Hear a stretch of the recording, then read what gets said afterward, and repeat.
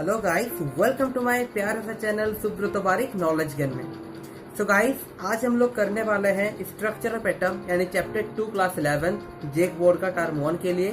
ठीक है, और जितना दूर मुझे पता है मॉडल सेट को मैं देख के मुझे जितना दूर एनालाइज किया हूँ, क्वेश्चन आ सकता है, डेफिनेशन आ सकता है, ठीक है, इलेक्ट्रॉनिक कॉन्फ़िगरेशन आ सकता है और फॉर्मूला बेस्ड क्वेश्चन आ सकता है। ठीक है, इस तीनों में से आ सकता है। तो चलिए हम लोग स्टार्ट करते हैं। फर्स्ट ऑफ ऑल हम लोग के पास है आइसोटॉप। ठीक है, आप लोग स्क्रीनशॉट भी ले सकते हैं। समझ में आया? तो देखिए, फर्स्ट ऑफ ऑल क्या है आइसोटॉप्स। ठीक है, क्या है आइसोटॉप्स? आइसोटॉप्स क्या होता है? Isotopes are elements having different mass number but same atomic number, यानी जिसके पास सेम एटॉमिक नंबर होगा, नीचे वाला एटॉमिक नंबर, ऊपर वाला मास नंबर, जिसके पास same atomic number but different mass number, उसी कहते हैं हम लोग आइसोटॉप्स या फिर समस्थानिक। समझ में आया? अब आते हैं आइसोबार्स। आइसोबार्स क्या होता है? The atoms of different elements which have same mass number but different atomic number, यानी उसका अपोजिट। ठीक है, इसमें क्या होगा? इसमें एटॉमिक नंबर डिफरेंट होगा मगर मास नंबर सेम होगा, जैसे एग्जांपल में दिया हुआ है। ठीक है, आप लोगों का क्वेश्चन किस प्रकार से दिया रहेगा, इसका डेफिनेशन दिया रहेगा। मान लीजिए आइसोटॉप्स का डेफिनेशन दिया है ये वाला, ठीक है, और बोला है कि ये क्या है। 4 ऑप्शन रहेगा, isotopes, isobar, isotope, none of this. तो आपको क्लिक करना है आइसोटॉप्स। समझ में आया? अब करते हैं हम लोग नेक्स्ट। तो गाइस, अब क्या है आयनाइजेशन एनर्जी। आप लोग के मॉडल सेट में आयनाइजेशन एनर्जी का क्वेश्चन है, इसलिए मैं दिया हूँ। देखिए, आयनाइजेशन एनर्जी क्या है, उसका डेफिनेशन दिया हुआ है। It is energy required to completely remove an electron from ground state of an atom। ये तो आयनाइजेशन एनर्जी, इसका भी डेफिनेशन दिया रहेगा और ये वाला ऑप्शन कुछ पूछ देगा, तो आयनाइजेशन एनर्जी में आप क्लिक कीजिएगा। ठीक है, अब बात करते हैं इसको। ये है न्यूक्लियस। इसे क्या कहते हैं बेटा? इसे हम लोग कहते हैं न्यूक्लियस। ठीक है, और न्यूक्लियस किससे बना होता है? Proton plus neutron. समझ में आया? अब देखिए, आयनाइजेशन एनर्जी का फॉर्मूला किस टाइप से होता है? E equals to minus 13.6 Z square by n square electron volt per atom, ये होता है। अब हम लोग देखिए, आयनाइजेशन एनर्जी में एक कंडीशन क्या रहेगा? ठीक है, एक कंडीशन रहेगा n इक्वल्स टू 1। क्या कंडीशन रहेगा? n equals to 1।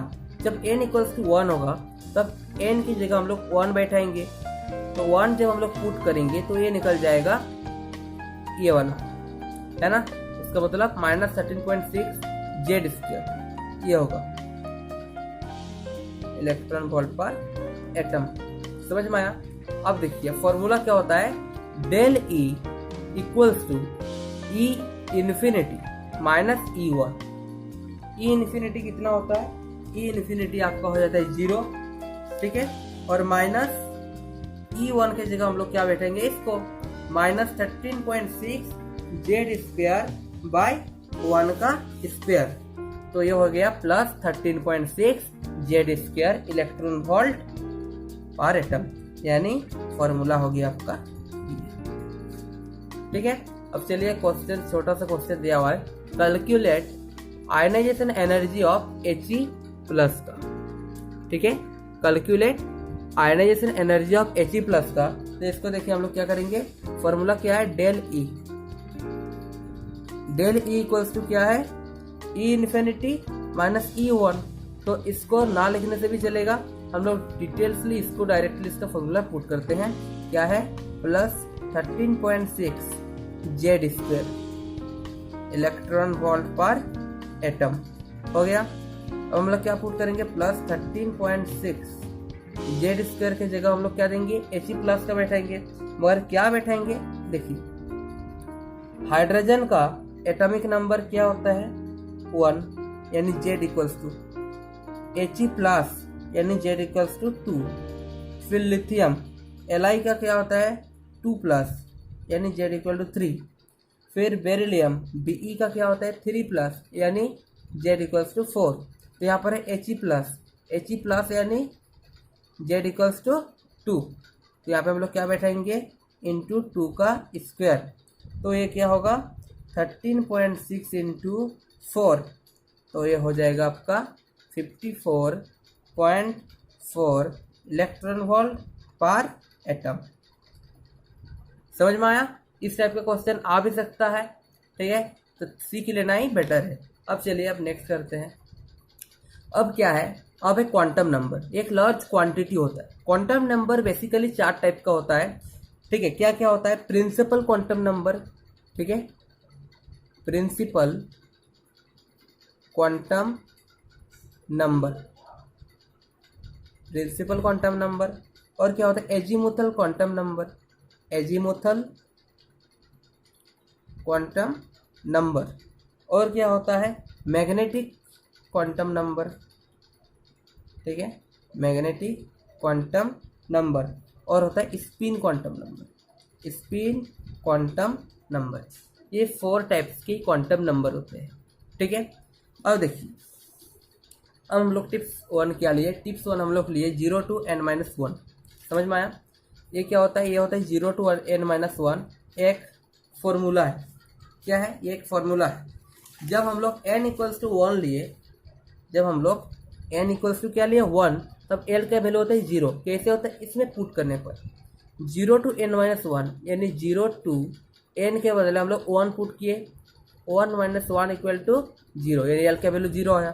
Next n = 2 दिया है, देन 0 to n-1, n की जगह हम लोग क्या बैठेंगे? 2, देन 2 - 1 = हो जाता है 1 यानी 0 to 1, तो इसका वैल्यू 0 1। इस प्रकार से ये बढ़ते गया। समझ में आया? इस प्रकार से ये बढ़ते गया। अब जो l के वैल्यू 0 है, 0 1 है, 0 1 2 है, 0 1 2 3 है, इसका क्या क्या है? इसका मीनिंग क्या है? अब चलिए हम दिखाते हैं।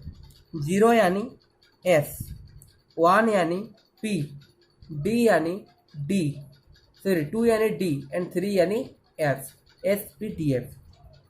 क्या होता है? SPDF। और ये किस प्रकार से बैठता है? देखिए 0 है यानी S, ठीक है, फिर 0 1 है तो 0 1 यानी SP, फिर क्या है? 0 1 2 यानी 0 1 2 SPD, फिर 0 1 2 3 यानी 0 1 2 3 SPDF। समझ में आया? ये इसका फॉर्म होता है। क्या होता है? ये इसका फॉर्म होता है। और किस टाइप से फॉर्म होता है हम आपको दिखा देते हैं। समझ में आया? देखिए किस टाइप से ये फॉर्मिंग करता है। तो फर्स्ट ऑफ ऑल हम लोग क्या करेंगे? S, फिर क्या करेंगे? 2S 2P, 3S 3P 3D, 4S 4P 4D 4F, 5S 5P 5D 5F, 6S 6P 6D और 6F, ठीक है। तो ये वाला किस टाइप से आता है? देखिए ये वाला आता है आपका एरो को फॉलो करता है, ये वाला एरो को फॉलो करता है। S हुआ, फिर क्या हुआ? 2S, फिर 2P 3S, फिर 3P 4S, फिर 3D 4P 5S। इस टाइप से ये रूल को फॉलो करता है। समझ में आया? इस टाइप से ये रूल को क्या करता है? फॉलो करता है, ठीक है। ये वाला रूल है इलेक्ट्रॉनिक कॉन्फ़िगरेशन लिखने का, ये वाला रूल है SSPDF वाला, ठीक है। फर्स्ट क्या होता है? S SP SPD SPDF, और ये वाला फॉर्म होता है S यानी ये वाला हो जाता है 1S, 2S 2P, 3S 3P 3D, 4S 4P 4D 4F, 5S 5P 5D 5F, 6S 6P 6D 6F। ये वाला इलेक्ट्रॉनिक कॉन्फ़िगरेशन को करने में बहुत ही सहायता करता है, ठीक है। अब चलिए नेक्स्ट देखिए, अब हम लोग करेंगे अफबाउ प्रिंसिपल। क्या करेंगे? अफबाउ। अफबाउ प्रिंसिपल क्या है? In the ground state of the atoms of orbitals are filled in order of their increasing energies. यानी ये वाला जो ऑर्डर है, ये अफबाउ प्रिंसिपल ने क्या दिया था? अफबाउ प्रिंसिपल इसको दिखाए थे, इस ऑर्डर को। समझ में आया?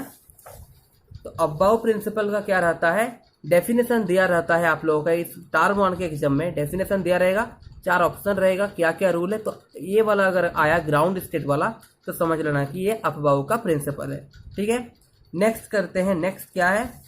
नेक्स्ट है हम लोग के पास पॉली एक्सक्लूजन प्रिंसिपल। ठीक है, Pauli exclusion principle. No two electrons in an atom can have the same set of 4 quantum number. ठीक है, ये क्या बताता है? इसमें भी ऐसा ही रहेगा कि डेफिनेशन दिया रहेगा, फिर हम लोग को 4 रूल करना है। तो 4 रूल में से जो ऑप्शन रहेगा ओवर आंसर होगा। ठीक है, अब इसका एग्जांपल देखते हैं। जैसे कि यहाँ पर है पॉली एक्सक्लूजन का, यहाँ पर कार्बन। ठीक है, कार्बन का कितना होता है? कार्बन का होता है C=6। ठीक है, C6। तो इसका इलेक्ट्रॉनिक कॉन्फ़िगरेशन क्या होता है? जो पिछले वीडियो में हम लोग पढ़े थे SsPdF वाला, यहाँ पर होगा 1s2, 2s2 और 2p2। ठीक है, लास्ट में क्या बचा? 2p2। तो इसको हम लोग अगर पॉली एक्सक्लूजन में लिखेंगे किस प्रकार से यहाँ पर होता है, देखिए इस प्रकार से, ये सब इस प्रकार का एक बॉक्स बनता है। ठीक है, तो 1s पहले इस बार एक बार ऐसा बना, फिर ऐसा बना, फिर इस बार ऐसा बना, फिर ऐसा बना, इस टाइप से बनता है। यहाँ पे गिनना पड़ता है SPDF। ठीक है, ये जो है ये है n=2, ये n=2, L=0 निकला किस फॉर्मूला से? n-1 की फॉर्मूला से। फिर L2 plus -L2 plus L, ये इसका फॉर्मूला है, -L2 प्लस L। तो -L2 प्लस L यानी 0 to 0 कितना हुआ? m=0 ही हुआ। ठीक है, और एक चीज क्वेश्चन में आप लोगों का पूछने वाला है spin number, spin quantum number. ठीक है, इसका मॉडल पेपर में ये है। ओके, ठीक है, तो स्पिन में क्या होता है? स्पिन क्वांटम नंबर होता है +1/2, -1/2, या फिर हम लोग ऐसा भी लिख सकते हैं +-1/2। ये आप लोग का मॉडल सेट में पूछा गया है। ठीक है, बहुत इंपॉर्टेंट है, प्रीवियस ईयर क्वेश्चन भी है, वेरी वेरी इंपॉर्टेंट ये वाला। ठीक है, स्पिन क्वांटम नंबर +-1/2 इसका वैल्यू है। समझ में आया? अब देखते हैं हुंड्स रूल। हुंड्स रूल क्या है? Pairing of electrons in the orbitals belonging to the same subshell does not take place until each orbital belonging to that subshell has got one electron each it singly occupied।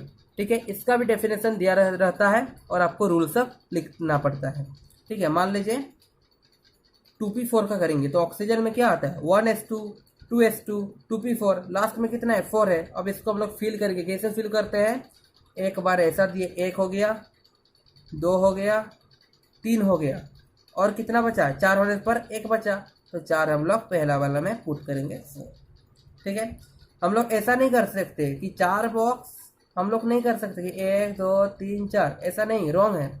या फिर हम लोग ऐसा भी नहीं कर सकते 2 बॉक्स 1 2 3 4, ऐसा भी रॉन्ग है। ये वाला होगा सही। समझ में आया? तो हुंड्स रूल भी कंप्लीट हो गया। सो गाइस, आप लोगों की जो एग्जाम है इट्स टर्म 1 में आप लोगों का इलेक्ट्रॉनिक कॉन्फ़िगरेशन पूछ सकता है, इसका पूछने का बहुत चांस है। ठीक है, इलेक्ट्रॉनिक कॉन्फ़िगरेशन, तो आप लोग इलेक्ट्रॉनिक कॉन्फ़िगरेशन करके जाइएगा। ठीक है, सभी तो नहीं कर सकते, मगर 1 से यानी एटॉमिक नंबर जो होता है ये 1 से आप प्लीज़ 30 तक करके जाइएगा, 30 तक। और कुछ इंपॉर्टेंट सब है जैसे कि कॉपर, बेरियम, इस टाइप का करके जाइएगा, ये आ सकता है और ज़्यादा हार्ड नहीं पूछेगा, इजी पूछ सकता है। ठीक है, तो इलेक्ट्रॉनिक कॉन्फ़िगरेशन को करके जाइएगा। ठीक है, ये इंपॉर्टेंट होने वाला है electronic configuration.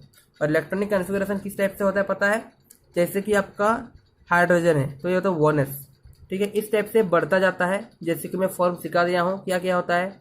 S, SP, SPD, SPDF, something कुछ बढ़ बढ़ के जाता है।